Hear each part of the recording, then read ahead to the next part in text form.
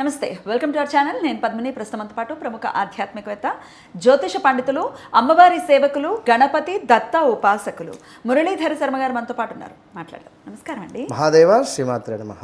ఉండేటటువంటి ఇంటిలో ప్రధానమైనటువంటి రోల్ని ప్లే చేస్తూ ఉంటాయి. అంటే వాస్తుకి సంబంధించి ఏ మూలైనా ఏ దిక్కైనా చాలా ఇంపార్టెంట్ అని చెప్తూ ఉంటారు. కానీ ఈశ్వరుడికి సంబంధించింది మాత్రం ఈశాన్యం అని చెప్తూ ఉంటారు కదండి.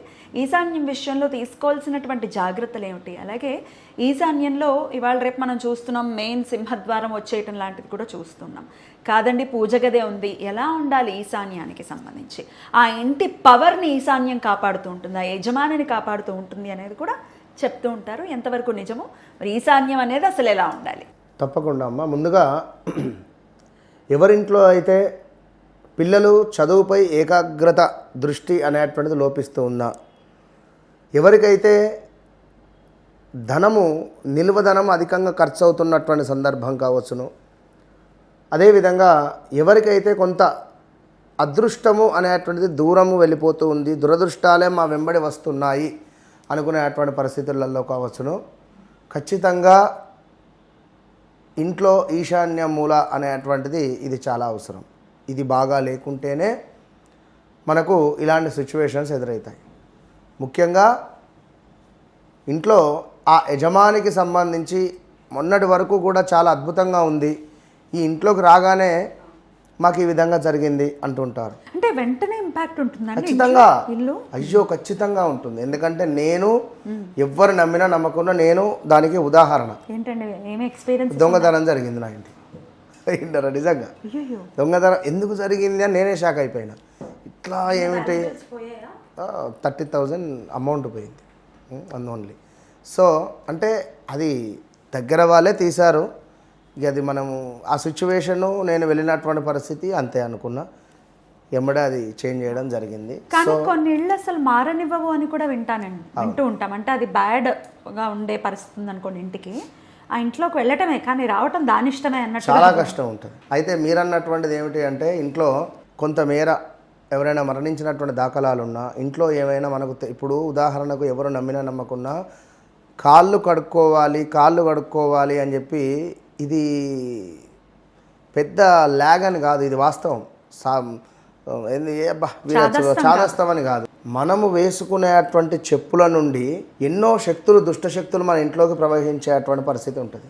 ఇది ఖచ్చితం. మనం నడిచేటువంటి రోడ్డు మీద కావచ్చును, మనం తిరిగేటువంటి ప్రదేశాలలో ఎక్కడో ఒక దుష్ట శక్తి ఖచ్చితంగా ఉంటుంది, ఎవరు నమ్మినా నమ్మకున్నా. ఇక్కడ ఇంకొక విషయం ఏమిటి అంటే, ఇంటి నిర్మాణాలు చేసేటప్పుడు అందరూ కూడా రాక్షసుల బొమ్మలు పెడుతూ ఉంటారు, పెద్ద పెద్దవి. నా సజెషన్ ఏమిటంటే పెట్టకూడదు అంటే దిష్టి తగలకూడదు అని పెడతారు. చాలా ఉన్నవి. కాళీ అమ్మవారిది పెట్టచ్చు. కాళీ అమ్మవారిది దృష్టి గణపతికి సంబంధించింది. లేదా మొన్న ఎక్కడ చూసా కోతి బొమ్మ, నాలుగా బయట పెట్టుకొని కోతి పెట్టుకోవచ్చును. ఎందుకంటే మనం ఉండేటువంటి ఇంటి పరిసరాలలో, నిర్మానుష్యమైనటువంటి పరిసరాలలో కానీ కొన్ని క్షుద్ర దేవతలు కానీ తిరుగుతూ ఉంటవి. ఓ రాత్రులు ఖచ్చితంగా తిరుగుతవి. ఈ తిరిగిన సందర్భాలలో వారే క్షుద్రులు, రాక్షసులే కదా. ఈ ఫోటో ఏంది, మా అన్నయ్యదా తమ్ముందా అనుకుంటాయి అవి. కనుక ఖచ్చితంగా ఎవరు నమ్మినా నమ్మకున్నా సత్యం. కనుక మన ఇంటి మీద క్షుద్ర దేవతలతో ఇంకేదో ఇంపాక్ట్ అనేది కూడా ఉంటుంది, ఇది సత్యం. కనుక అలాంటివి పెట్టుకోకుండా కాళిక అమ్మవారిది పెట్టుకోండి, సూపర్. ఇంకా అయితే ఈశాన్య మూల అనేటువంటిది కొందరు చీపురును పెట్టడము, ఈ యొక్క మన చెత్తబుట్టను పెట్టడము, తెలిసి తెలవక గ్యాస్ సిలిండర్లు పెట్టేస్తుంటారు. మొన్న ఈ మధ్యలో ఒక దగ్గరికి వెళితే, మీరు నమ్మండి నమ్మకపోండి, చిన్న కలుషం పెట్టుకోండి అని నేను చెప్తా. జనరల్గా అందరికీ తెలుసు, ఒకటి ఇత్తడిది కానీ రాగిది కానీ ఒకటి కలుషాన్ని, నీటిది చిన్న కలుషం ఎంత ఉంటుంది కదా, పెద్ద బిందె పెట్టేసి, ఏందమ్మా ఇంత బిందె పెట్టినవేంది అన్న. వాళ్ళ ఇంటికి రండి అంటే మన ఈసీఎల్ దగ్గర వాళ్ళు ఒక ఇల్లు కట్టుకున్నారు, దగ్గర 1.5 ఇల్లు, అది బాగున్నది. సో అంత పెద్ద బిందె పెట్టింది ఆమె. ఈశాన్యంలో బరువు ఉండకూడదు. ఇంత తేలికగా ఉండాలి, ప్రశాంతంగా ఉండాలి. ఈశాన్యము మీరు అన్నట్టుగా ఈశ్వరుని యొక్క ఆధీనము. అదేవిధంగా కేతుగ్రహానికి సంబంధించినటువంటి పూర్తి అనుగ్రహం అక్కడే ఉంటుంది. కేతుగ్రహము అనేటువంటిది ఈశాన్యంలో చాలా బలంగా ఉంటుంది. ఎప్పుడైతే శనివారం దుర్ముహూర్తం సమయంలో దుర్ముహూర్తం సమయంలో అక్కడ మనం చేసే దీపారాధన కేతు బలాన్ని పెంచుతుంది. కేతు బలాన్ని పెంచితే మంచిదే కదా అమ్మ. వాస్తవానికి ఏలినాటి శని, ఈ గురువు వీళ్ళందరికంటే మీరు నేను చెప్తున్నా, ఛాలెంజ్ చేసి చెప్తున్నా, కేతు పీరియడ్లో కానీ గురువు పీరియడ్ మన రాహు పీరియడ్లో కానీ ఖచ్చితంగా వీళ్ళ లైఫ్ సెటిల్ అయిపోతుంది. 100% నేను చెప్పేది కరెక్ట్గా చెప్తున్నారు, అందులో డౌట్ ఏం లేదు. రాహువు వచ్చినప్పుడన్నా కేతువు వచ్చినప్పుడన్నా కరెక్ట్, ఇది ఏదో ఒక సెటిల్మెంట్ ఇచ్చేసి వెళ్ళిపోతుంది. ఒక 6 నెలలు ఉన్నా అబ్బా అనిపిస్తుంది. షాకింగ్ తెలుసా, ఎందుకంటే చాలా నేను చూసి ఉన్నా, అంటే ఇది నిజంగా షాకింగ్ విషయం. 100%. అయితే దుర్ముహూర్తం సమయం అనేటువంటిది కేతువుకు మనం ఆ దుర్ముహూర్తం సమయంలో దీపారాధన చేస్తే కేతువు అనుగ్రహం లభిస్తుంది. అదేంటండి దుర్ముహూర్తం దీపం పెట్టమంటున్నారు, ఎట్లా అండి? ఆ దుర్ముహూర్తం అంటేనే బ్యాడ్ కదా అనే డౌట్ రావచ్చు మన వాటి. రాహుకాలంలో రాహుకు పెడుతున్నారు కదా, దుర్ముహూర్తం అనేటువంటిది కేతువుకు సంబంధించింది. సో కేతువుకు తప్పకుండా దీపారాధన చేసుకోవచ్చు, అందులో ఎలాంటి డౌట్ లేదు. అయితే మన జన్మజాతక రీత్యా కేతువు బాగున్నాడా లేడా అనేటువంటిది చూసుకోవాల్సిన బాధ్యత మనది. సరే, మరి క్లుప్తంగా చెప్పండి, కేతు ఎక్కడుంటే బాగున్నట్టు, ఎక్కడుంటే బాగోనట్టు? ఖచ్చితంగా ఎవరి వ్యక్తిగత జాతక రీత్యా అయినా కూడా కేతువు ముఖ్యంగా వృషభములో కానీ తులాలో కానీ ఉండకూడదు. వృషభము, తుల, అదేవిధంగా కన్య, ఇవి 3 పాయింట్స్. ఇక మిగిలినటువంటివి మెయిన్గా ఏమిటంటే మళ్ళీ మన మకరము, కుంభంలో కూడా ఉండాల్సినటువంటి పని లేదు, ఉండొద్దు ఇవి. ఇక మిగిలినటువంటి దానిలో మనకు 100కు 200 రిజల్ట్ ఇచ్చేటువంటివి ఉన్నవి, 100కు 100%, 100కు 50% ఇస్తుంది రిజల్ట్ కేతుగ్రహము. మిగిలిన దానిలో ఎక్కడ ఉన్నా కూడా దాని స్థానాన్ని బట్టి. 100కు 200 అంటే మాత్రము మీనము ఇది ఎక్సలెంట్ ప్లేస్. సో ఈశాన్యం మీరు శుభ్రంగా ఉంచుకోవాలి. ఈశాన్యంలో ముగ్గు వేయండి.